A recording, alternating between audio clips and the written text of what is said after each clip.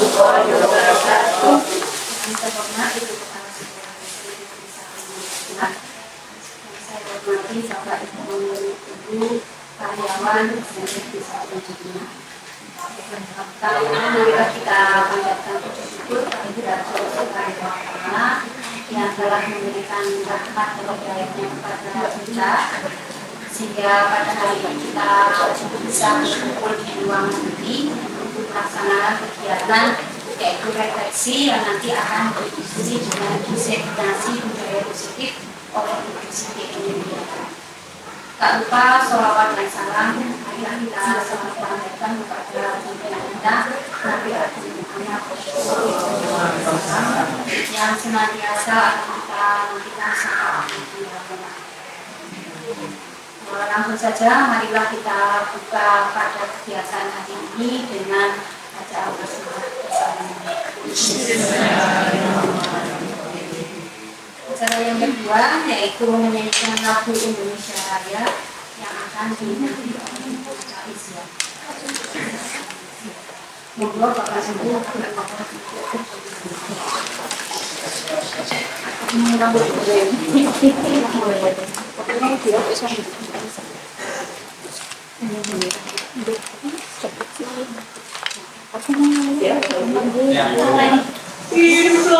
Indonesia Raya, Indonesia tanah airku, tanah tumpah darah.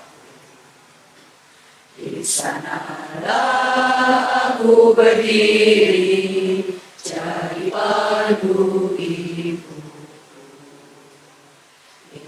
Indonesia kebangsaanku, bangsa dan tanah airku, marilah kita berseru, Indonesia bersatu. Hiduplah tanahku, hiduplah negeriku, bangsaku, rakyatku semuanya. Bangunlah jiwanya, bangunlah badannya untuk Indonesia Raya. Indonesia Raya, merdeka, merdeka, tanahku, negeriku yang ku cinta.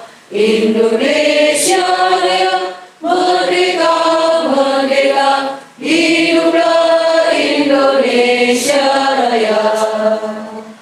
Indonesia Raya, merdeka, merdeka, tanahku, negeriku yang ku cinta. Indonesia Raya, merdeka, merdeka, hiduplah Indonesia Raya.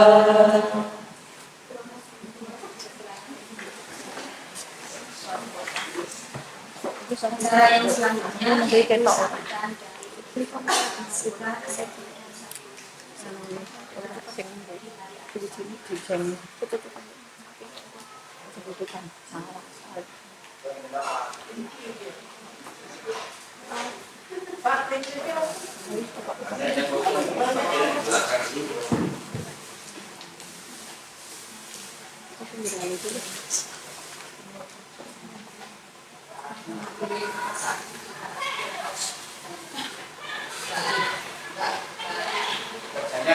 layar. Maria, Bu Esti. banyak kosong-kosongan yang bagi waktu ada yang bilang. Mungkin yang enggak Ini 02 ini. Bu Esti. Ini 02, depan kosong.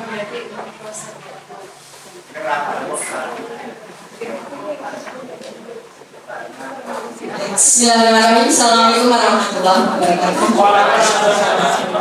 Yang saya hormati Bapak Ibu karyawan SMP 1 Mojo Tengah, yang saya banggakan rekan saya Bu Eni yang hari ini akan diseminasi. Bapak Ibu, kesempatan hari ini kita gunakan untuk refleksi sekolah dengan cara berbagi praktik baik yang dalam hal ini akan disampaikan oleh calon guru penggerak.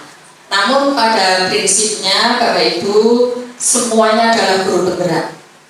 Hanya ada yang tertulis di kementerian, tapi ada yang tertulis sendiri di hadapan Allah saja. Dan saya ucapkan terima kasih kepada Bapak Ibu semua hari ini sudah menyempatkan waktu untuk ikut di kegiatan ini. Mari kita belajar bersama, saling berimbas, berbagi dengan yang lain, dengan kurikulum yang berbeda, maka kita bisa menyesuaikan bareng-bareng. Tidak usah itu milik guru penggerak, tidak, tetapi menjadi milik bersama. Karena sesungguhnya guru penggerak bukan dilihat dari usia, dilihat dari SK, tetapi semuanya adalah guru penggerak. Siapa dia yang berani berubah dengan situasi yang ada, berubah menuju pada kebaikan. Meskipun untuk berubah pada kebaikan kadang banyak sekali rintangan-rintangan, banyak sekali kerikil-kerikil tajam, tapi harus kita hadapi dengan penuh kesabaran. Sehingga mudah-mudahan di SMP 1 Mojo Tengah ini kita siap untuk berubah menjadi lebih baik ke depannya, menjadi orang-orang yang hebat tapi bermanfaat dunia dan akhirat. Demikian, terima kasih. Saya akhiri. Assalamualaikum warahmatullahi wabarakatuh.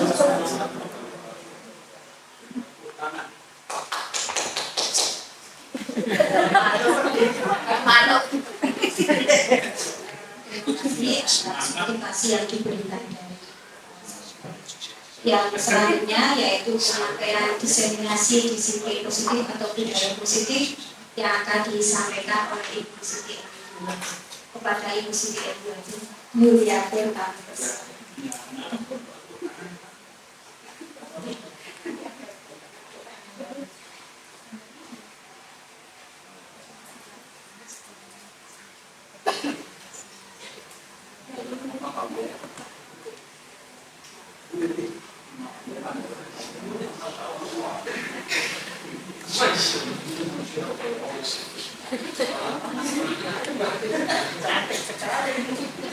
Bismillahirrahmanirrahim. Assalamualaikum warahmatullahi wabarakatuh. Waalaikumsalam. Bapak Ibu yang saya hormati, Ibu Kepala Sekolah yang saya hormati, Bapak Ibu guru beserta staf karyawan Tata Usaha SMP Negeri 1 Mojo Tengah yang saya hormati. Sebelumnya mohon izin, mohon waktunya saya di sini akan mendiseminasikan, menyampaikan tentang materi di modul 1.4 terkait disiplin budaya positif yang sebenarnya sudah kita laksanakan di sekolah kita, tetapi kita tidak tahu bahwa itu namanya disiplin positif. Mohon keikhlasan waktunya ya Bapak Ibu selama nanti kira-kira 60 menit ke depan.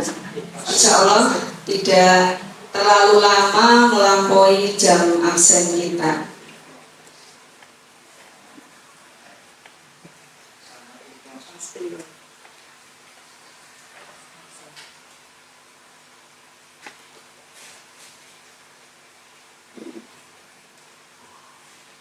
Bapak Ibu yang saya hormati, hari ini saya ketiban sampur, tidak ada angin, tidak ada hujan, tiba-tiba dapat tugas untuk melaksanakan kegiatan diseminasi tentang disiplin budaya positif di lingkungan sekolah kita.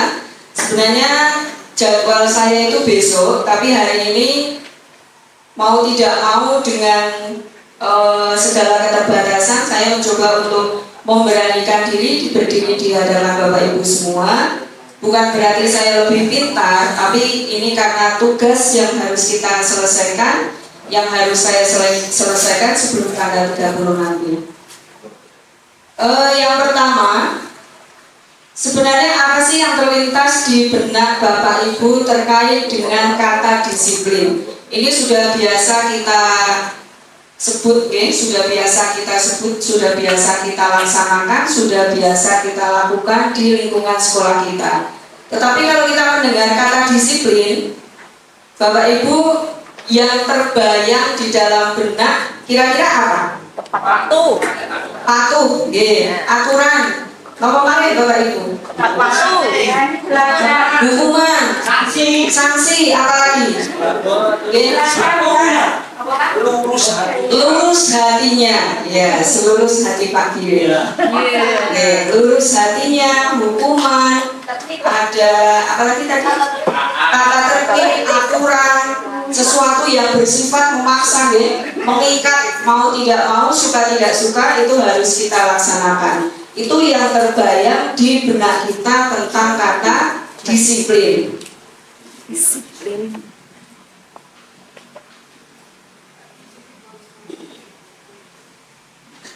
Seperti yang tadi Bapak Ibu sampaikan, kebanyakan orang akan menghubungkan kata disiplin dengan sebuah aturan, tata tertib, kepatuhan yang mau tidak mau ini sifatnya memaksa. Kita suka atau tidak, kalau sebuah aturan maka wajib kita ikuti.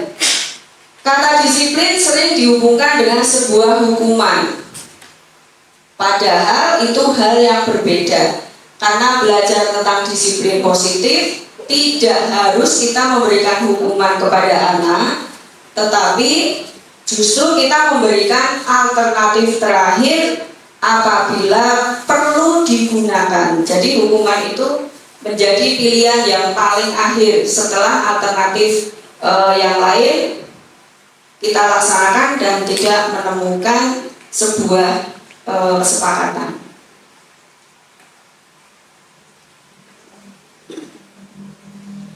Menurut ahli yang bernama Diane Gosen dalam bukunya Restructuring School Discipline tahun 2001 menyatakan bahwa arti kata disiplin berasal dari bahasa Latin disciplina yang artinya belajar. Kata disiplin juga berasal dari akar kata yang sama dengan disiplin atau murid juga pengikut. Untuk menjadi seorang murid atau pengikut, seseorang harus paham betul alasan mengapa mereka mengikuti suatu aliran atau ajaran tertentu, sehingga motivasi yang terbangun adalah motivasi intrinsik yang berasal dari diri sendiri, bukan motivasi ekstrinsik.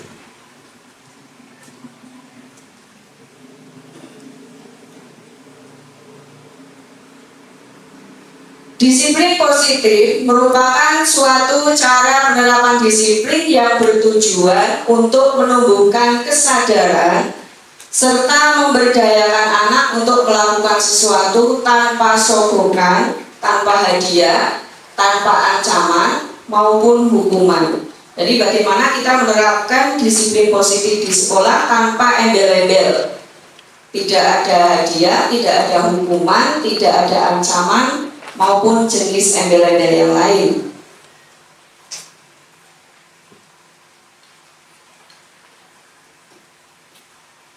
Menurut Ki Hajar Dewantara, di mana ada kemerdekaan, disitulah harus ada disiplin yang kuat. Di mana ada kemerdekaan, disitulah harus ada disiplin yang kuat. Sungguh pun disiplin itu bersifat self-disiplin atau untuk kita sendiri yang mewajibkan kita dengan sekeras-kerasnya, tetapi itu sama saja. Sebab jikalau kita tidak melakukan disiplin untuk diri sendiri, wajiblah penguasa lain yang mendisiplinkan diri kita. Intinya disiplin itu bersifat intrinsik, tanpa paksaan dari pihak manapun.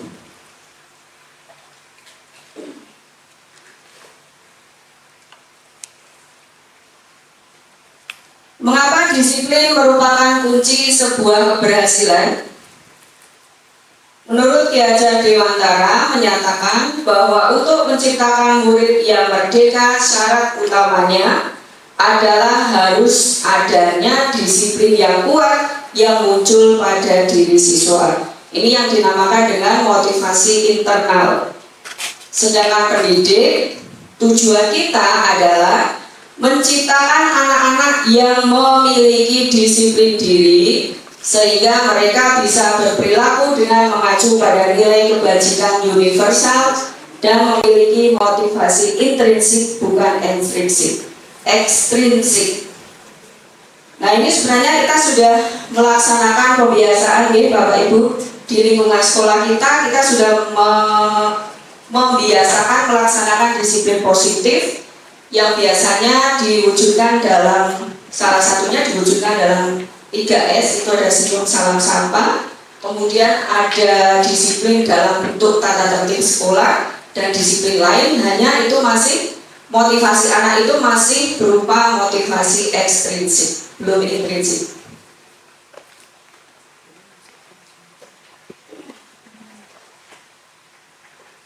Nah, Bapak Ibu, kalau motivasi intrinsik pada diri anak sudah muncul, kita tidak perlu repot-repot harus memaksa anak melakukan sesuatu sesuai dengan peraturan yang kita buat. Tetapi dengan sendirinya mereka akan terbentuk karena sudah memiliki rasa tanggung jawab. Kemudian yang kedua, setelah tadi kita mempelajari tentang disiplin positif, maka yang kedua kita akan mempelajari tentang teori kontrol.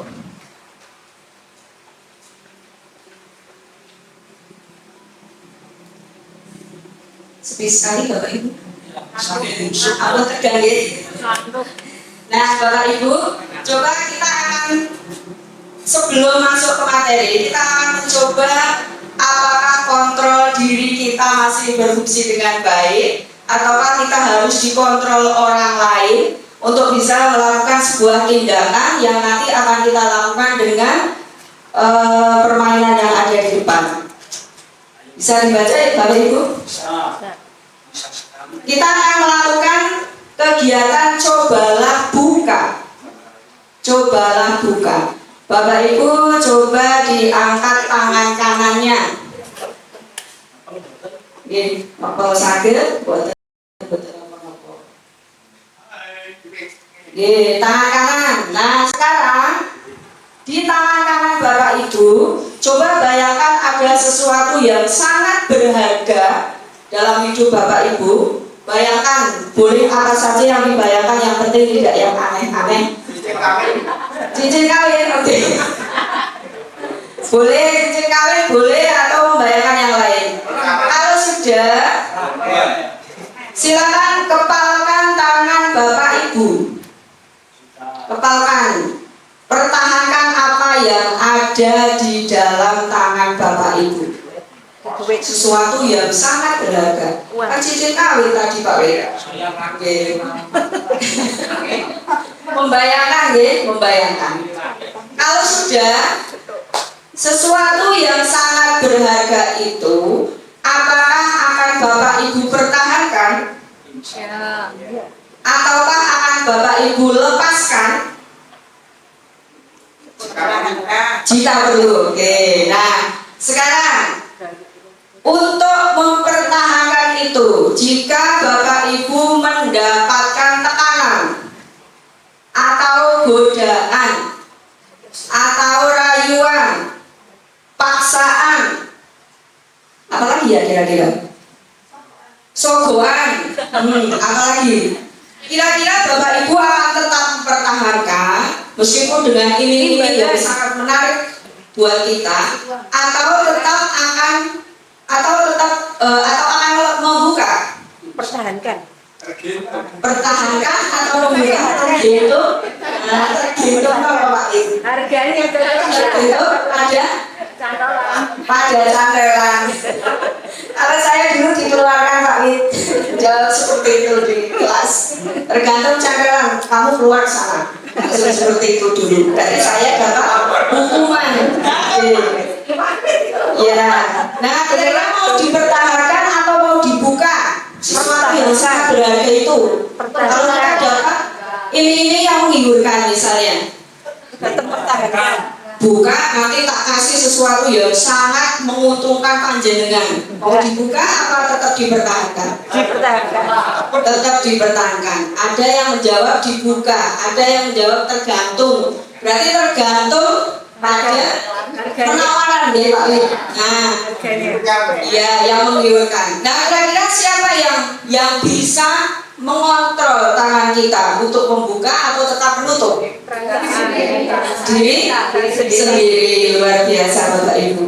Jadi, oke, tepuk tangan, jangan lupa. Jangan pelit tepuk tangan. Oke, jadi dari permainan itu Bapak Ibu, intinya kita bisa mengetahui bahwa apapun yang kita lakukan, kontrolnya adalah ada pada diri sendiri. Iya, kontrolnya adalah ada pada diri sendiri. Kalau lingkungan itu hanya faktor pendukung saja. Betul ngantuk ya? Selanjutnya, ini tadi sudah. Nah, kaitannya dengan teori kontrol dengan diri sendiri tadi, bahwa pengunci diri kita, penentu diri kita, pembawa langkah kita adalah ada diri sendiri, hati sebagai rem, badan itu sebagai alatnya. Jadi remnya ada di hati, alatnya ada di badan. Kita mau berjalan kemanapun, langkah kita yang kontrolnya ada di diri sendiri.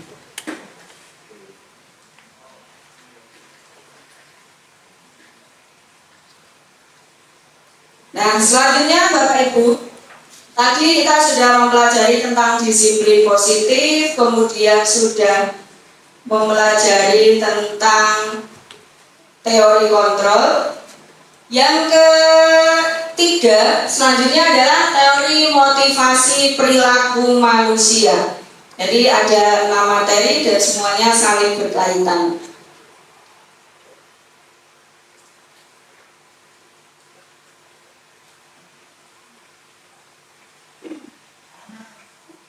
Nah, Bapak Ibu,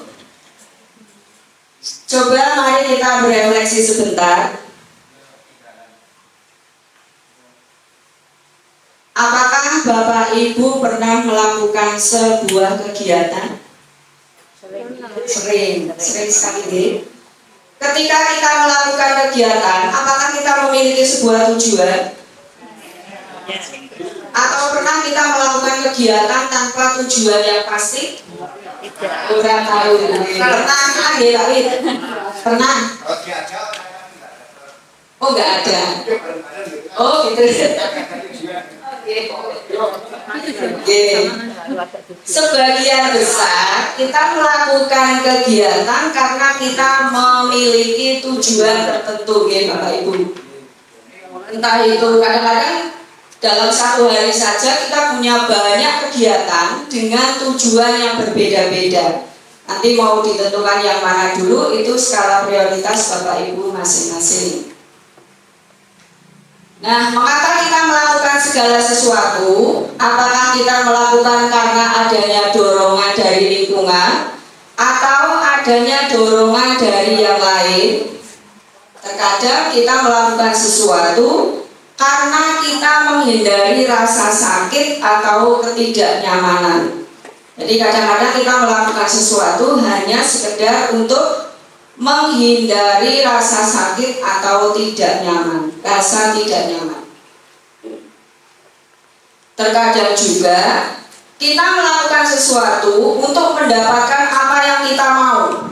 Yang penting jangan menghalalkan segala cara, Bapak Ibu. Jadi terkadang kita melakukan sesuatu untuk mendapatkan apa yang kita mau. Kemudian pernahkah Bapak Ibu melakukan sesuatu hanya sekedar untuk mendapatkan pujian?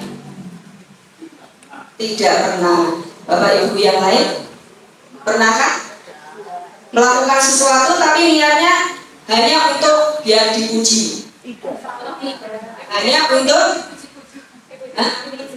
dipuji suami, harus kali itu. Kalau dipuji suami wajib hukumnya.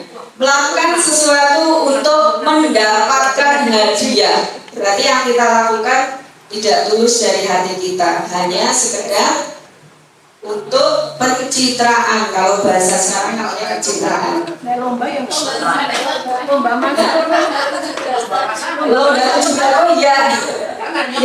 Lomba 17 itu juga untuk mendapatkan hadiah. Tapi bukan apa ya, dalam konsep sesuatu yang kita lakukan untuk tujuan tertentu, tapi kita melakukan kegiatan memang untuk mendapatkan hadiah.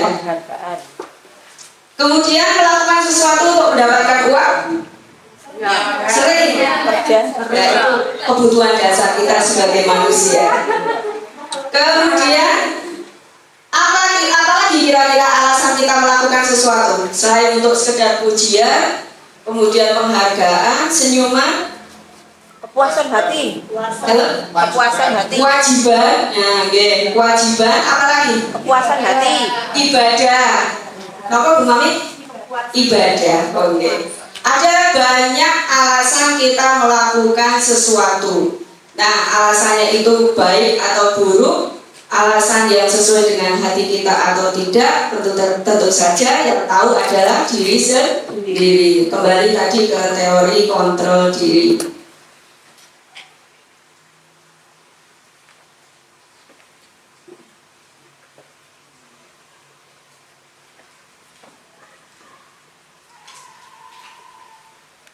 Menurut Diane Gosen dalam bukunya Restructuring School Discipline menyatakan bahwa ada 3 motivasi perilaku manusia. Jadi ada 3 motivasi perilaku manusia. Yang pertama adalah motivasi untuk menghindari sebuah ketidaknyamanan atau hukuman. Motivasi untuk menghindari ketidaknyamanan atau hukuman. Ini dasarnya dilakukan karena rasa takut. Kemudian motivasinya jelas bersifat eksternal. Nah, Bapak Ibu pernah mengalami ini? Yang setiap pagi kita lakukan? Kita harus absen jam 7.15. Itu dasarnya karena apa Bapak Ibu? Dasarnya apa? Karena merasa wah ini tanggung jawab saya, atau wah nanti kalau saya lewat jam 7.15 buat surat pernyataan sampai 3 kali dibimbing Bu nanti. Ya, kira-kira seperti itu, atau karena rasa tanggung jawab Bapak Ibu? Seperti itu.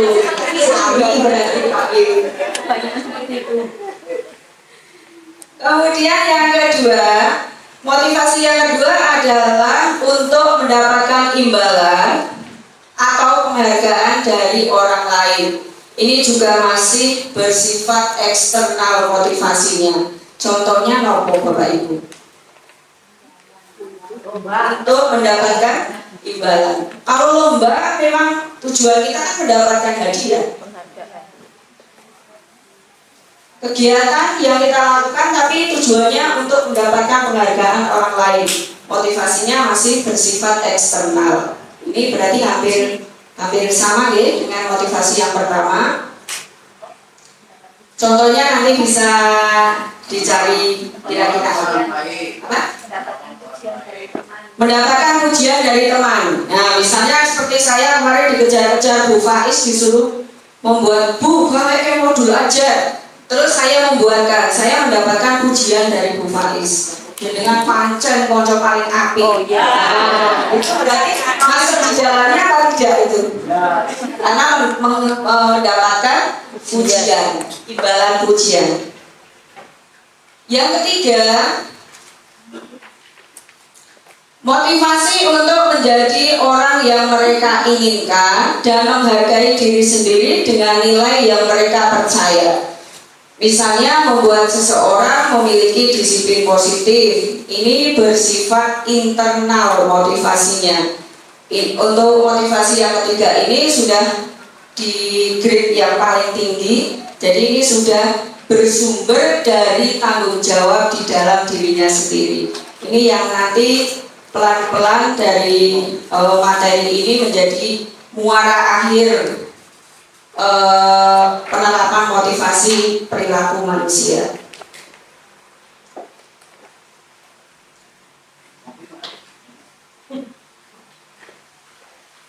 Selanjutnya, kalau tadi sudah ada motivasi baik intrinsik maupun ekstrinsik, selanjutnya ada hukuman, konsekuensi, dan restitusi. Sudah pernah mendengar istilah Ini ya Bapak Ibu. Paling yang belum yang mana Bapak Ibu? Oh sudah semua, berarti sudah paham dengan materi hari ini.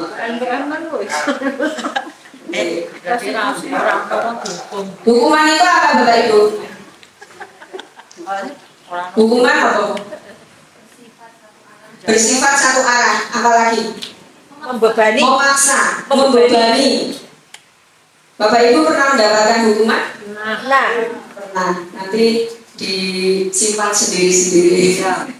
Tidak perlu disampaikan di sini. Nah, yang pertama, ciri-ciri sebuah hukuman itu bersifat tidak terencana atau tiba-tiba. Yang sering terjadi di dalam kelas kalau kita menemukan anak yang tidak sesuai dengan keinginan kita, kadang-kadang kita spontan memberikan sebuah hukuman. Pernah nggih Bapak Ibu? Sering. Nah, nggih. Ini menjadi bagian yang bersifat searah, memaksa, membebani anak. Anak suka atau tidak suka ya harus ikut. Mau tidak mau ya harus mau. Kemudian yang kedua, murid itu tidak tahu apa yang akan terjadi dan tidak dilibatkan. Seperti saya ini tidak tahu apa yang akan terjadi. Tiba-tiba ada tugas seperti itu saja. Dan semampu saya. Tidak tahu apakah itu sebuah hukuman atau apa. Anugerah, alhamdulillah. Yang ketiga, hukuman bersifat satu arah seperti yang tadi disampaikan Bu Sinta. Jadi kita langsung memberikan ke anak tanpa kita tanya dulu anak siap atau tidak menerima hukuman, sanggup atau tidak, mampu atau tidak. Tidak pernah menanyakan seperti itu. Makanya bersifat satu arah. Kemudian tidak melalui kesepakatan.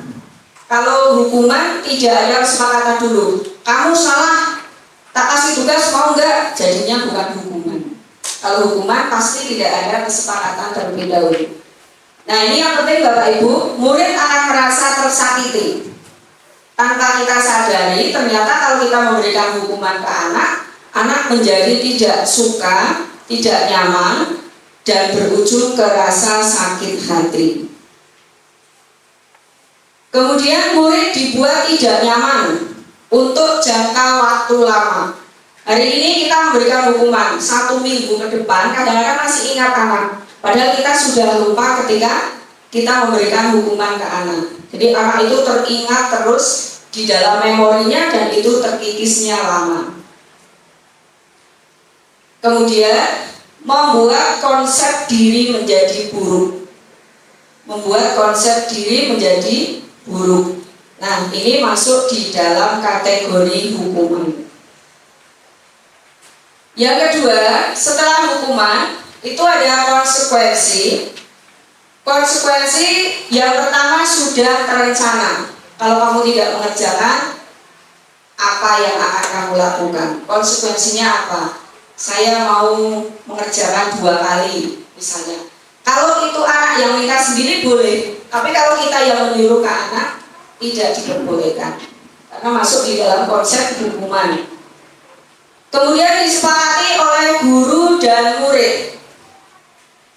Yang ketiga, murid mengetahui bentuk konsekuensi dari setiap pelanggaran. Ini bisa dibuat kesepakatan terlebih dahulu di awal pembelajaran supaya tidak terjadi kalau melanggar konsekuensinya apa. Itu bisa dibuat di kesepakatan awal. Kemudian murid dibuat tidak nyaman untuk jangka waktu pendek. Jadi hampir seperti hukuman tadi ya, murid juga merasa tidak nyaman, tapi kalau di konsekuensi itu tidak muncul rasa sakit hati. Kalau di hukuman itu berujung pada rasa sakit hati. Selanjutnya, konsekuensi didasarkan pada data yang dapat terukur. Misalnya setelah 3 kali terlambat, apa konsekuensinya? Tidak mengumpulkan tugas 3 kali, apa konsekuensinya? Seperti itu. Dan konsep diri menjadi baik. Anak tidak berujung ke rasa sakit hati. Kalau sudah terlanjur membuat stigma jelek guru itu seperti itu. Bu Eni koyong ini semangatnya nyenani, itu akan lama mengubah mindset anak terhadap kita. Yang ketiga adalah restitusi. Apa sih restitusi Bapak Ibu? Restitusi merupakan proses menciptakan kondisi bagi murid untuk memperbaiki kesalahan mereka sehingga mereka bisa kembali pada kelompoknya dengan karakter yang lebih kuat. Nah, seperti apa sih sebenarnya restitusi ini? Nanti akan kita pelajari lebih jauh. Restitusi bersifat pilihan, kemudian masalah menjadi terpecahkan, korban mendapatkan ganti, dan murid mendapat penguatan sehingga konsep diri menjadi kuat.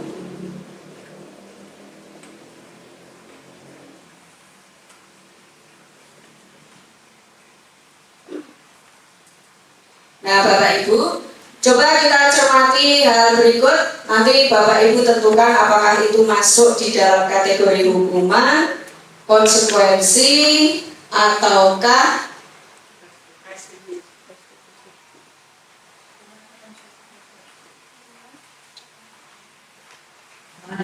kalimat yang pertama, tindakan guru. Mencatat 100 kali di dalam buku kalimat.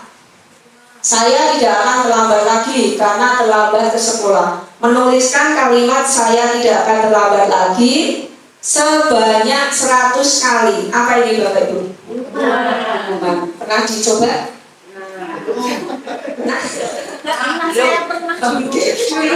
Dulu ya, dulu sebelum kita akhir. Pas pronunciasi nulis gitu sama gurunya. Yang kedua, tindakan guru lari mengelilingi lapangan basket 2 kali karena terlambat hadir di sekolah. Ini hukuman. Hukuman. Coba kita lihat. Oh iya, hukuman lagi. Karena tidak ada kesepakatan. Oke. Oh ya. Kalau ada kalimat sudah ada kesepakatan berarti konsekuensi Pak Guru. Karena di situ tidak ada berarti masuk di dalam hukuman.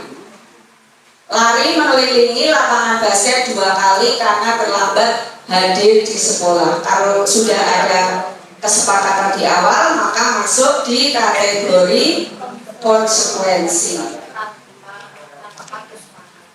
Tanpa kesepakatan ya, tanpa kesepakatan ini masuk.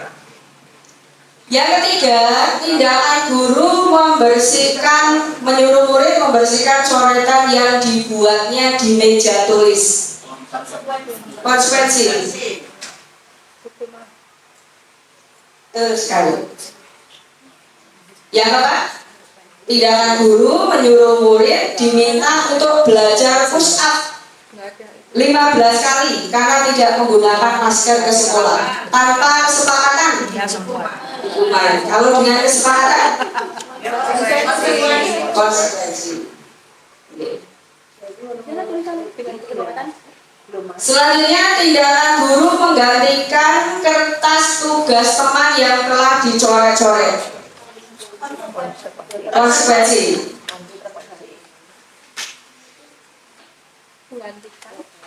Selanjutnya, tindakan guru berjemur di lapangan basket pukul 12 siang karena mengobrol dengan teman.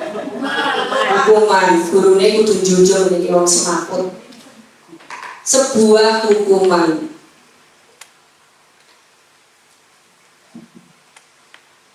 Murid diminta bertelanjang kaki sepanjang hari karena tidak menggunakan sepatu warna hitam sesuai peraturan sekolah.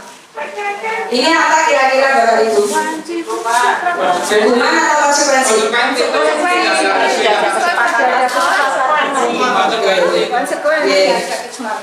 Kalau menurut teori karena tidak ada kesepakatan, kan itu sifatnya satu arah ya. Anak tidak dimintai persetujuan, kamu setuju nggak kalau melakukan tindakan ini, terus konsekuensinya ini, maka masuk di dalam kategori hukuman. Selanjutnya, murid berdiri di depan kelas sambil mengangkat satu kaki karena tidak bisa menjawab pertanyaan. Hukuman kejam. Sekarang sudah tidak ada, Bapak Ibu. Kalau dulu iya, betul dulu. Berikutnya, membersihkan tumpahan air di meja tulis karena tersenggol pada saat belajar. Konsekuensi. Kehilangan 10 menit jam istirahat untuk mengerjakan tugas karena terlambat datang dan tertinggal pelajaran. Konsekuensi.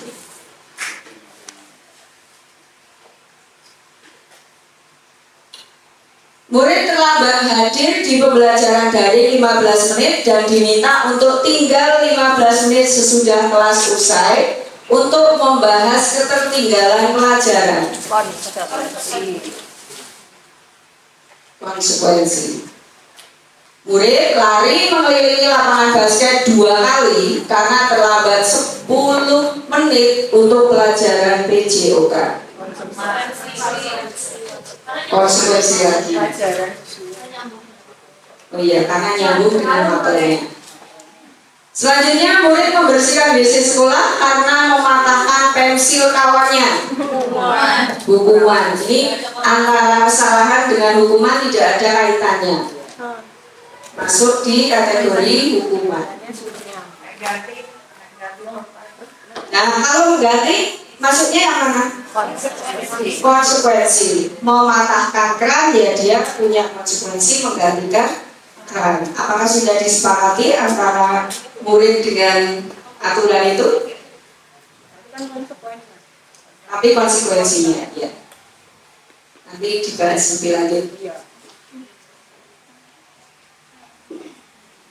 Selanjutnya, Bapak Ibu, untuk memunculkan budaya positif di lingkungan sekolah, langkah yang kita lakukan pertama kali adalah membuat keyakinan kelas terlebih dahulu. Ini yang kemarin sudah hangat ya, digembor-gemborkan di kurikulum Merdeka, membuat keyakinan kelas, membuat kesepakatan kelas.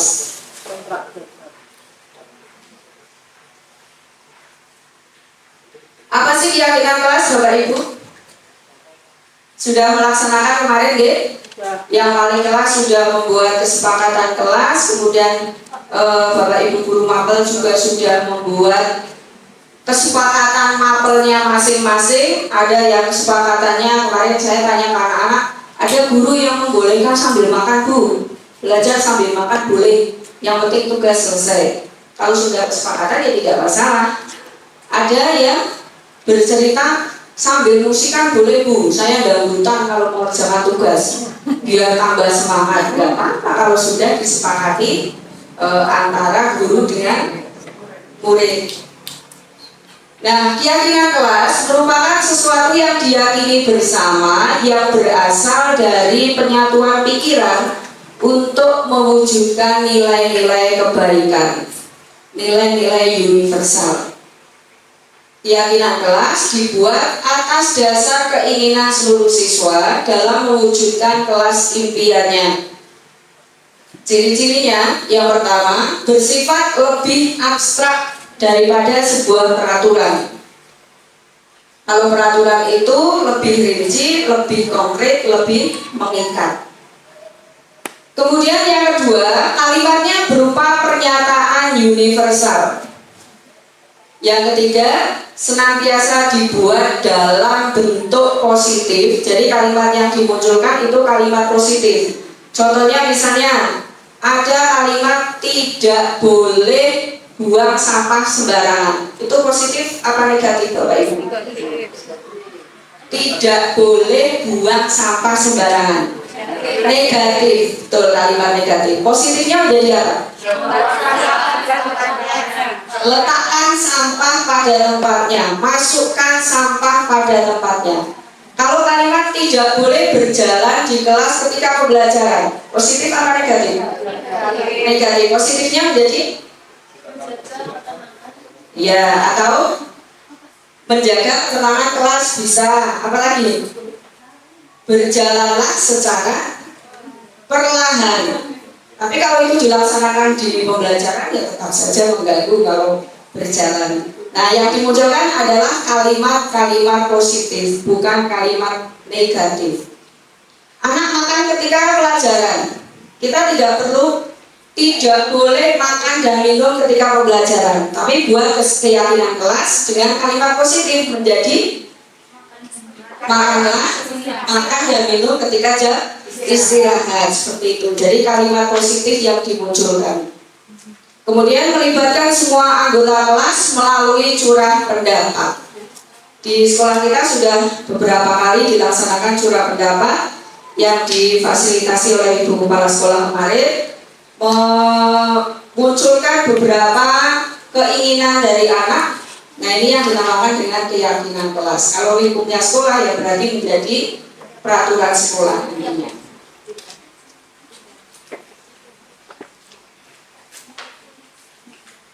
Bagaimana sih prosedur pembentukan keyakinan kelas atau keyakinan sekolah? Yang pertama, mempersilakan warga sekolah atau murid di sekolah tersebut, di kelas tersebut, untuk melakukan curah pendapat, menyampaikan keinginannya, menyampaikan impiannya tentang peraturan yang perlu disepakati di lingkungan sekolah atau di dalam kelas. Langkah kedua, mencatat semua masukan dari murid atau warga sekolah di kertas besar atau di papan tulis. Kalau sekarang ya ada banyak cara yang bisa dilakukan ya, bisa dengan aplikasi Mentimeter atau pakai yang lain, itu juga bisa. Sehingga kita bisa melihat hasil curah pendapat, keinginan dari mereka itu apa sebenarnya. Kalau di kegiatan sekolah itu anak-anak zaman sekarang itu kan kritis-kritis luar biasa. Ada banyak hal yang mereka inginkan sesuai dengan jiwanya mereka. Yang ketiga, seperti yang tadi saya sampaikan, mengganti kalimat negatif menjadi positif. Contohnya tadi ada kata jangan, tidak boleh, itu bisa diganti dengan sebaiknya, seharusnya, membuang sampah pada tempatnya, dan lain sebagainya.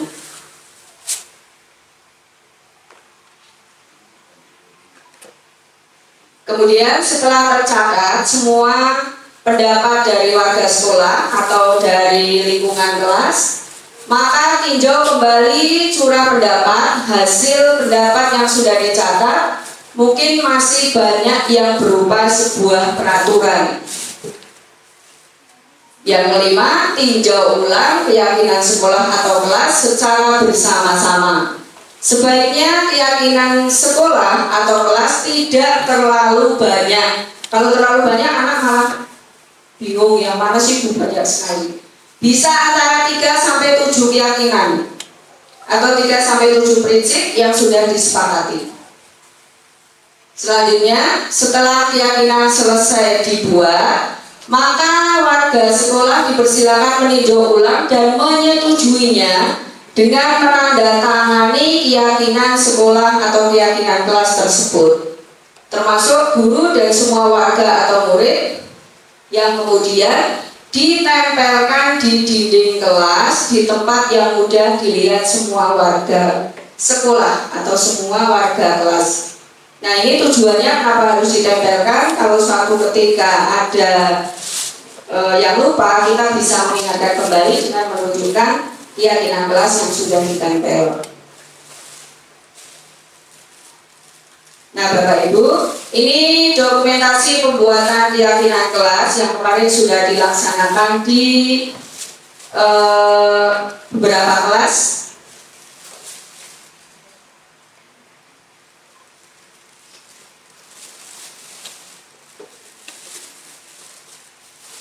Guru melakukan curah pendapat dengan murid terkait pembiasaan positif yang sudah disepakati di dalam kelas. Pembiasaan positif ini nanti yang akan menjadi disiplin positif dan yang pada akhirnya akan menjadi sebuah keyakinan kelas.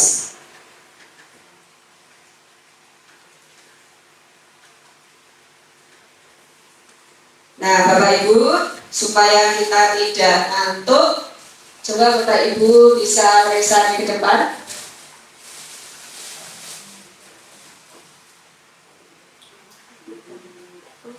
Ini yang sedang tren di TikTok ya Bapak Ibu. Ini saya belajarnya berdarah-darah tadi sama Bu Faiz sama Bu Suci. Cluenya, nah cluenya adalah, bukannya jangan jawab dulu. Gak apa-apa, jawaban memang sengaja dimunculkan. Bumi itu bulat. Cluenya bumi itu bulat. 10 tambah 10 jawabannya 2. Wih, jangan wilayah. 2 tambah 8 jawabannya 2. 5 tambah 9 jawabannya 1. Kalau 4 tambah 10 kenapa ada muncul angka 1 di situ? Itu harusnya satunya tidak ngintil, tapi tadi ternyata nggak bisa kebablasan, ya sudah bocor jawabannya. Kenapa jawabannya 1, Bapak Ibu? Bulatnya 1. Karena bulatnya 1, kan cerdas Bumai. Cerdas. Oke. Nah, kalau 10 tambah 10 kenapa 2 Pak Arif? Bulatnya 2. Bulatnya 2. Yang mana yang bulat Pak Arif? Sudah tahu ya berarti ya. Ini saya belajarnya lama sekali, ternyata jawabannya gampang sekali ditebak, tidak sesuai dengan ekspektasi saya. Setan. Oke. Nah sekarang cluenya adalah mundur 1 langkah. Belum. Kalimat pertama. Ini semoga saya tidak salah karena tadi belajarnya sambil gugur. Besok saya akan pergi ke Brazil. Sementara Andi mau pergi ke Rusia. Lah inti lagi. Sementara kita pergi ke Arab. Kenapa kalau Sinta perginya ke Zimbabwe? 1 mangkok mie ayam menunggu. Saya sendiri tapi itu. Kenapa kalau Sinta perginya ke Zimbabwe? Kenapa? Kata kuncinya apa Bapak Ibu? Mundur 1 langkah. Yang dimundurkan kata apa? Yang dimundurkan kata apa? Arab. Arab atau sebelumnya? Arab. Mana Arabnya Pak? Itu oh ya. Kalau pertanyaannya Sinta ya. Nah kalau pertanyaannya Andi, kenapa Andi harus ke Rusia? Kenapa Andi harus ke Rusia?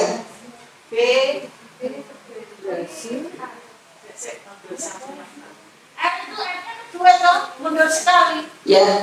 Ya, dari Barada Dari? itu BR. Berarti jawabannya? Saya bingung.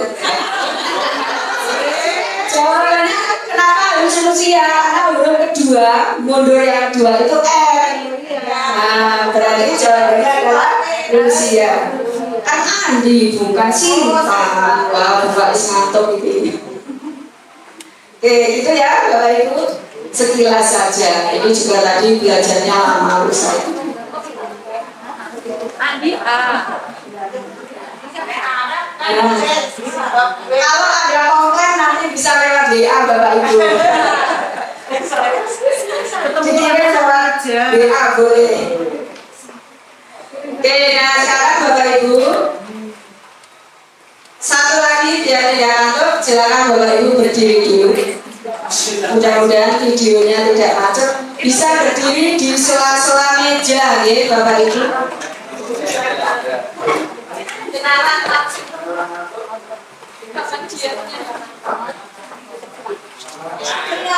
Mati itu.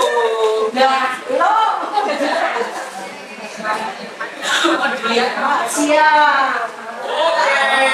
Masih pinter teman. Pinteran. Ini si cerdas ya. Pak, nanti Pak kita kira apa kok lupa. Yusuf. Suaranya.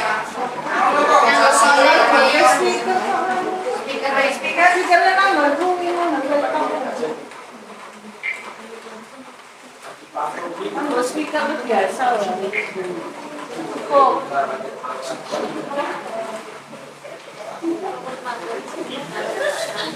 Maju ke belakang.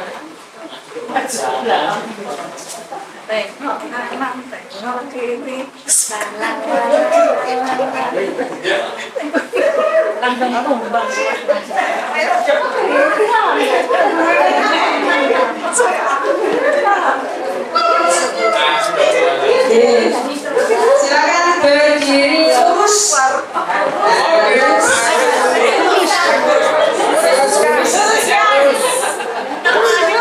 Kalau yang berada di posisi tidak nyaman seperti Bu Ferry dan Bu Fatma tidak apa tidak apa-apa.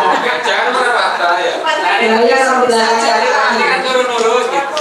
Oke, sambil menunggu videonya barangkali ada muncul suaranya.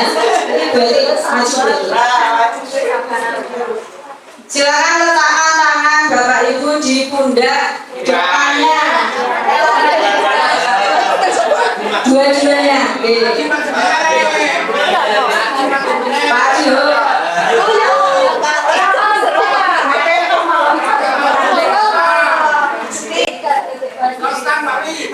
Pemanasan dulu ya. Kalau ada kata maju, silakan lompat. Silakan Bapak Ibu, lompatnya nggak usah terlalu tinggi. Lompat 2 kali, maju 2 kali. 2 kali saja. Nanti kalau ada kata mundur, mundurnya lompat 2 kali lagi.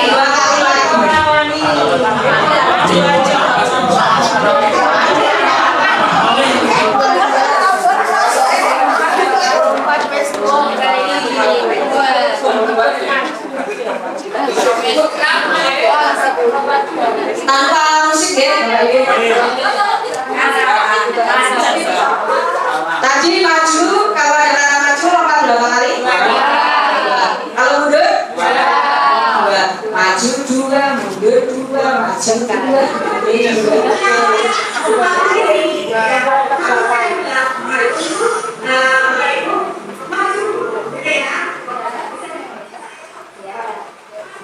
Siap, ya, Bapak Ibu. Nah, Bu Faris paling depan. Bismillah, mau ikut? Bismillah. Maju. Oke. Kita mulai. Mundur. Mundur. Maju.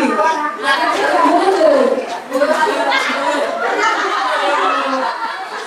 Sakit kok orang kecil sih.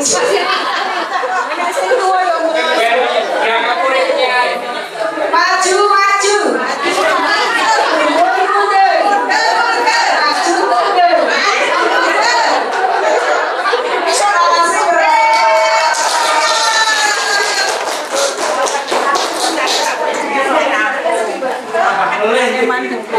Biasa, mohon maaf ya Bapak Ibu, caci sembrono. Ada yang tabrakan tadi Bapak Ibu? Ada. Berarti Sengaja ini langkahnya ketika mundur ada yang maju, ketika maju ada yang lompat mundur. Tapi sengaja Jadi ya. karena sudah siap memang fokusnya sudah berkurang. Karena fokusnya sudah berkurang. Tapi dari sudah hari ini Pak.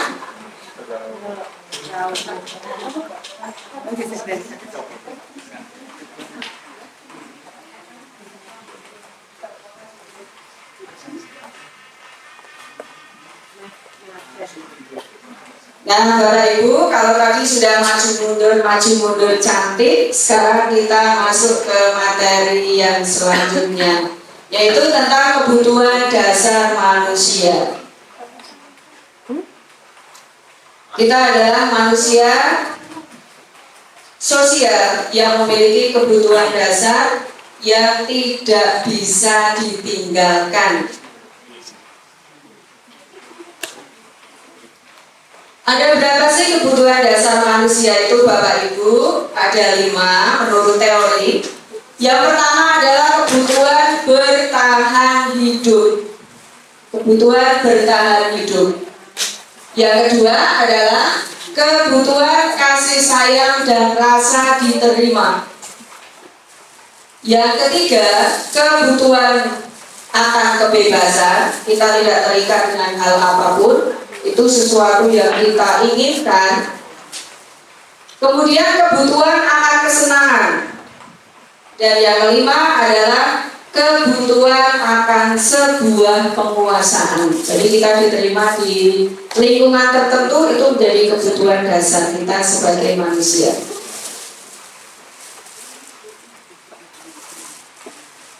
Yang pertama adalah kebutuhan bertahan hidup. Kebutuhan bertahan hidup adalah kebutuhan yang bersifat fisiologis untuk bertahan hidup, misalnya terkait dengan kesehatan, tempat tinggal kita, rumah, makanan, dan rasa aman. Itu masuk di dalam kebutuhan bertahan hidup, kebutuhan yang paling mendasar. Yang kedua, kebutuhan akan kasih sayang dan rasa diterima. Ini juga kebutuhan yang mendasar buat kita, yaitu kebutuhan untuk disayangi dan diterima oleh orang lain, seperti teman, keluarga, pasangan hidup. Di sini termasuk ada binatang peliharaan dan kelompok di mana kita bergabung. Intinya kebutuhan untuk mendapatkan rasa kasih sayang dan diterima di lingkungan kita. Yang ketiga adalah kebutuhan penguasaan, pengakuan atas kemampuan. Setiap manusia memiliki kebutuhan dasar ini, Bapak Ibu, dimanapun kita berada, kita pasti ada keinginan untuk bisa diakui oleh lingkungan tersebut. Meliputi keinginan untuk dianggap berharga, bisa membuat perbedaan, bisa membuat pencapaian, memiliki kompeten, diakui dan dihormati di lingkungan tertentu.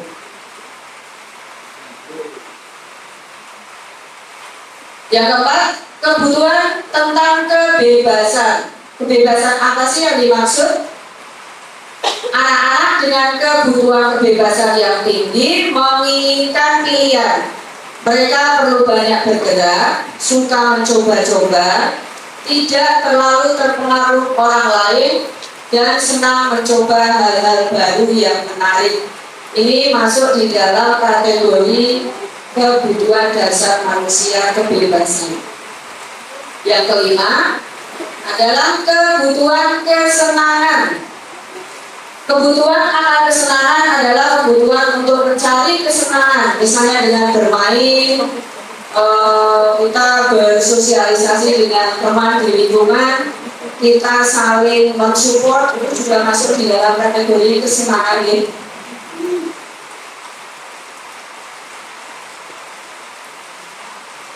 Nah, kita masuk di studi kasus Bapak Ibu. Di sini ada contoh. Misalnya, kasusnya adalah Dinda, seorang anak kelas 3 SD. Begitu tiba di rumah, sepulang dari sekolah, dia menangis dan mengadu pada ibunya bahwa dia benci pada Ibu Rani, gurunya. Menurut Bapak Ibu, kebutuhan apa yang berusaha dipenuhi oleh Dinda? Nah, jika jawaban Dinda begini, Ibu guru bilang, aku tidak boleh bersenandung sewaktu mengerjakan tugas. Katanya kelas harus tenang, tidak ada suara. Kan nggak seru jadinya. Bukan mana ini Bapak Ibu? Yang tidak diperoleh anak kira-kira? Kesenangan, apakah kebebasan, ataukah kebutuhan yang lain? Kesenangan? Coba kita lihat. Anak tidak mendapatkan kebutuhan kesenangan karena dia tertekan, tidak boleh bersenandung di dalam kelas. Kelas harus sunyi, senyap, tidak boleh ada suara. Jika jawaban Dinda seperti ini, Ibu guru tidak menyapa aku hari ini, padahal aku pakai jepit rambut baru. Ini kayaknya untuk jenjang anak TK kalau seperti ini. Jadi mereka senang mendapatkan sebuah pujian. Ya, kira-kira masuk di kebutuhan yang mana? Sudah merasa diterima. Coba kita lihat. Nah, kasih sayang dan rasa diterima. Hanya mendapatkan kalimat jepit kamu bagus sekali, bahasanya luar biasa. Itu kalau jenjang anak SD ke bawah. Kalau SMP ya sudah tidak pengaruh dengan urusan-urusan seperti itu, dengan hal seperti itu. Jika jawaban Dinda begini, aku bosen, masa belajarnya cuma gitu-gitu aja, dengerin ibu guru aja. Ibu guru apa ini?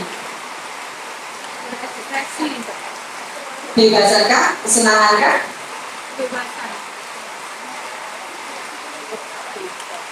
Ternyata maksudnya di kebutuhan kebebasan. Murid tidak bebas berekspresi. Jadi ada batasan-batasan tertentu. Kemudian jika jawaban Dinda, aku sebel, gambarku tidak rapi, malah ibu guru nunjukin ke teman-temanku di depan kelas. Masuk kebebasan, masuk kebutuhan yang mana? Kebebasan atau kesenangan atau yang lain? Penguasaan? Ya, penguasaan. Jadi tidak merasa diakui. Nah, ini yang paling berkenaan dengan kita, Bapak Ibu Guru. Materi tentang posisi kontrol guru. Ini nanti bisa sekaligus kita refleksi tentang kita berada di posisi yang mana sebenarnya. Apakah sudah sesuai dengan teori ataukah ternyata masih harus refleksi untuk menuju ke posisi yang paling bagus untuk guru. Bapak Ibu yang saya hormati, ada 5 posisi kontrol guru. Di manakah kita sekarang? Yang pertama adalah posisi penghukum. Yang kedua, posisi pembuat rasa bersalah. Yang ketiga, kita berposisi sebagai teman dengan murid kita. Yang keempat, sebagai pemantau. Dan yang kelima, sebagai manajer. Nah, kira-kira kalau kita sebelum masuk ke teori, Bapak Ibu punya bayangan yang seperti apa sih posisi kontrol guru itu?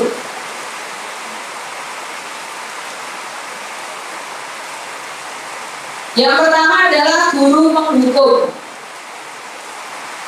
Seperti apa guru dengan posisi penghukum? Yaitu guru yang seorang penghukum bisa menggunakan hukuman fisik maupun verbal. Jadi guru yang masih melakukan hukuman fisik maupun verbal terhadap kesalahan yang dilakukan oleh muridnya. Orang-orang yang menjalankan posisi penghukum senantiasa mengatakan bahwa sekolah memerlukan sebuah sistem atau alat yang dapat lebih menekan murid lebih dalam lagi. Dengan harapan kalau ada aturan yang mengikat, maka disiplin bisa tercapai. Contohnya, contoh guru yang menerapkan posisi penghukum ini biasanya menggunakan kalimat-kalimat yang menekan muridnya. Contohnya bisa dengan misalnya, kamu harus patuh pada saya, patuhi aturan saya atau awas, ikuti aturan saya atau kamu boleh keluar kelas. Nah, itu ada di posisi guru sebagai penghukum. Yang kedua, guru yang berposisi sebagai pembuat merasa bersalah. Pada posisi ini, guru biasanya bersuara lebih lembut, tidak menekan, tidak menghardik siswa, tetapi guru menggunakan kalimat yang memunculkan rasa bersalah pada diri murid. Misalnya, anak tidak mengerjakan PR, kemudian kita tadi sudah memposisikan diri sebagai guru penghukum, ternyata tidak ada perubahan. Kemudian kita mencoba untuk memposisikan diri sebagai pembuat rasa bersalah. Kita tanyakan, kamu kalau tidak mengerjakan PR, apa kamu tidak merasa bersalah dengan orang tua kamu, sudah menyekolahkan kamu, antar jemput kamu, dan lain sebagainya. Jadi di dalam diri anak muncul rasa bersalah. Yang ketiga, guru yang memposisikan diri sebagai teman. Dia tidak akan menyakiti murid, tetapi mengontrol murid melalui persuasi. Nanti menggunakan kalimat yang bisa diterima oleh anak. Guru di posisi ini menggunakan hubungan baik dan humor untuk mempengaruhi seseorang. Mereka bisa berkata, ayolah demi Bapak, atau ayolah kita bareng-bareng. Jadi kalimat-kalimat yang mudah diterima oleh murid. Guru yang berada di posisi sebagai pemantau, dia akan bertindak berdasarkan peraturan. Jadi semuanya normatif sesuai aturan yang ada. Kalau aturan seperti ini, dia tidak boleh bergeser, harus mengikuti aturan yang ada. Itu namanya guru di posisi pemantau.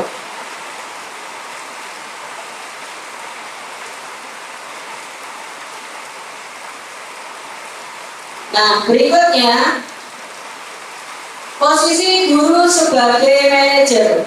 Ini adalah kombinasi kolaborasi antara guru sebagai teman dan guru sebagai pemantau. Maka jadilah guru manajer yang bisa memperbaiki kesalahan yang ada pada murid, kemudian mempertanggungjawabkan perilaku murid dengan kalimat-kalimat yang bisa diterima oleh murid. Nah, yang ideal posisi guru adalah kita berada di posisi manajer. Kalau ada kesalahan, maka kita tidak harus langsung menjalankan hubungan kepada murid, tapi kita bisa memposisikan diri dari teman dulu, kemudian pemantau, barulah di posisi manajer. Nah, Bapak Ibu, kira-kira kalau tadi kita sudah mencermati tentang posisi guru, kita berada di posisi yang mana? Apakah pemukul? Apakah ada di teman, manajer, atau di posisi yang lain? Di mana kira-kira Bapak Ibu? Posisinya ganti-ganti deh. Dari apa ke arah?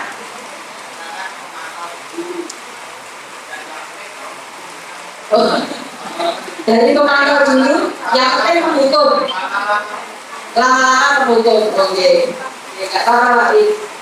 Memang kalau secara teori posisi kontrol guru ini tidak ada yang jelek, tetapi memang ada yang dibutuhkan di situasi tertentu. Jadi kita kadang-kadang bisa menjadi penghukum, kita kadang-kadang bisa menjadi pembuat rasa bersalah, kadang-kadang menjadi teman, bisa jadi pemantau juga. Secara ideal kita menjadi seorang manajer untuk menyelesaikan permasalahan yang ada pada diri anak.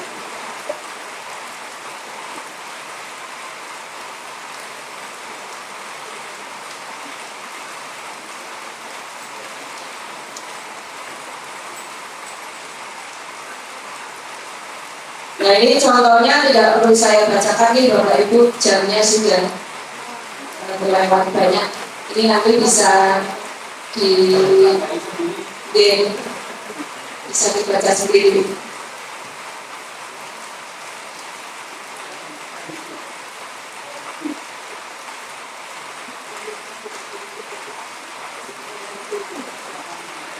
Nah, Bapak Ibu, yang selanjutnya sedikit lagi ya, adalah materi segitiga restitusi. Kalau tadi kita sudah mengetahui posisi kita sebagai guru, kita berada di posisi yang mana, tidak harus berada di satu posisi, karena kita harus berpindah posisi seperti yang tadi disampaikan Pak Wid. Kadang jadi penghukum, kadang jadi manajer, kadang jadi teman, kadang jadi pemantau. Itu tergantung situasi dan kebutuhan saat itu. Selanjutnya adalah segitiga restitusi. Tadi sudah kita ulas sekilas ya, segitiga restitusi. Apa sih segitiga restitusi itu? Merupakan proses menciptakan kondisi bagi murid untuk memperbaiki kesalahan mereka, sehingga mereka bisa kembali pada kelompok mereka dengan karakter yang lebih kuat. Itu menurut dosen di bukunya di tahun 2004. Melalui pendekatan restitusi, ketika murid berbuat salah, guru akan menanggapi dengan mengajak murid berefleksi tentang apa yang dapat mereka lakukan untuk memperbaiki kesalahan mereka, sehingga dapat menjadi pribadi yang lebih baik dan menghargai dirinya sendiri. Diagramnya seperti ini. Jadi langkah menerapkan segitiga restitusi ada 3. Yang pertama dengan menstabilkan identitas terlebih dahulu. Dalam teori kita akan melakukan hal terbaik yang bisa kita lakukan. Jadi kita menanyakan dulu alasan anak melakukan hal tersebut apa. Dilanjutkan dengan langkah yang kedua, memvalidasi tindakan yang salah. Semua perilaku memiliki alasan kenapa melakukan itu, sebabnya apa, tujuannya untuk apa. Yang ketiga adalah dengan menanyakan keyakinan yang sudah disepakati. Karena jelas sudah ada keyakinan kelas, nanti kalau ada permasalahan ditanyakan ke anak, kamu melakukan ini kira-kira sesuai dengan keyakinan yang sudah disepakati atau belum. Kalau belum, kamu ada keinginan untuk berubah atau tidak, dan lain sebagainya.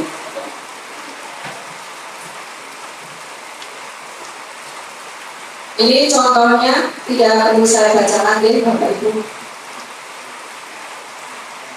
Validasi tindakan, kemudian menanyakan keyakinan. Nah ini di tahap yang terakhir ini nanti ada kegiatan di mana kita meminta pertanggungjawaban ke anak tentang perbuatan atau tindakannya terkait dengan keyakinan kelas yang sudah disepakati.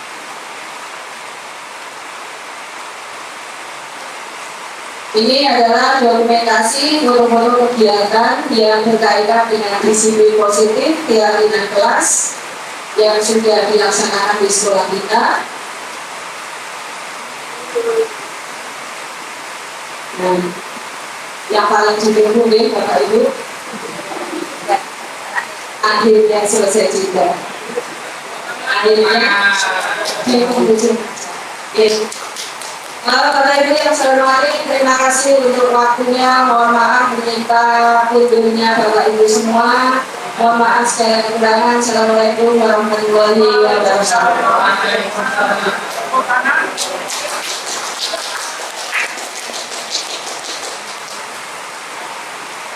Terima kasih atas penyampaian materi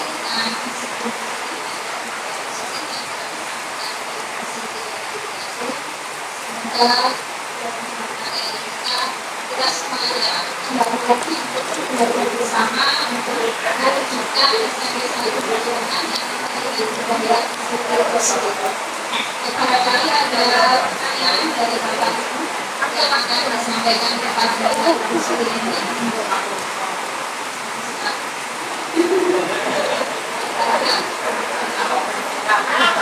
Oh ya, pertanyaan untuk Ferry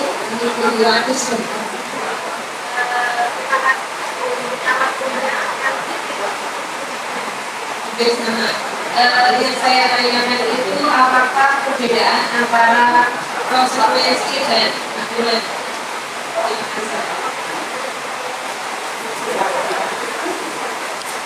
Terima kasih Ibu Ferry. Perbedaan antara konsekuensi dan hukuman, kalau hukuman itu bersifat satu arah, sedangkan konsekuensi itu adalah kesepakatan yang dibuat antara murid dengan pembuat peraturan. Jadi ada kesepakatan yang sudah dibuat terlebih dahulu. Gitu? Terima kasih.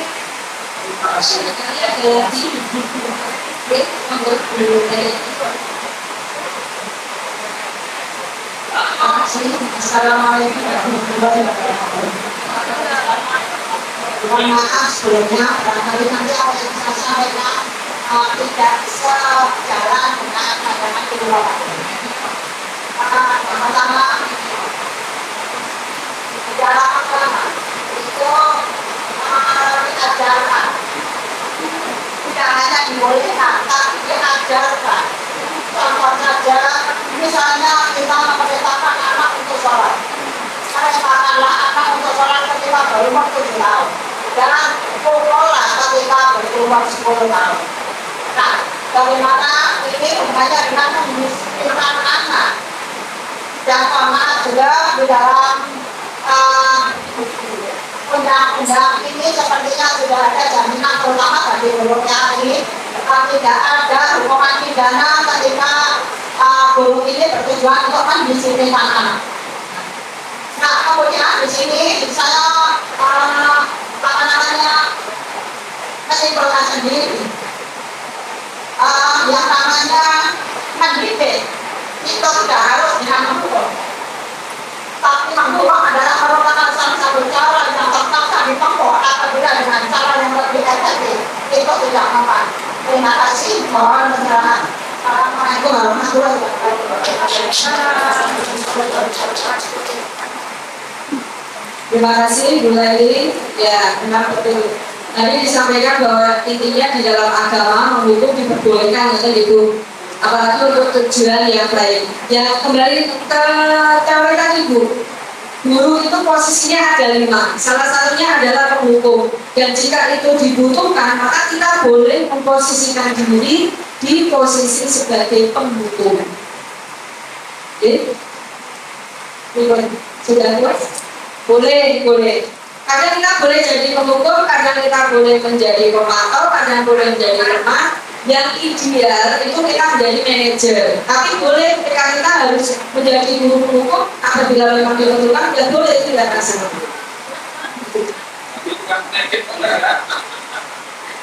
Kemudian jawaban dari Ibu Siti Elianatur untuk kedua ini dan berikutnya karena saya kalau tidak ada atau waktunya sudah terbuka yang tadi menyampaikan visi positif atau budaya positif yang telah disampaikan oleh Ibu Siti Elianatur. Berakhirnya acara sebelumnya saya mohon maaf yang sebesar-besarnya sebagai penyelenggara acara hanya tidak cukup kami tapi Bapak Ibu semuanya. Sebelumnya marilah kita tutup terlebih dahulu acara pada siang hari ini dengan bacaan pembahasan dulu dari saya.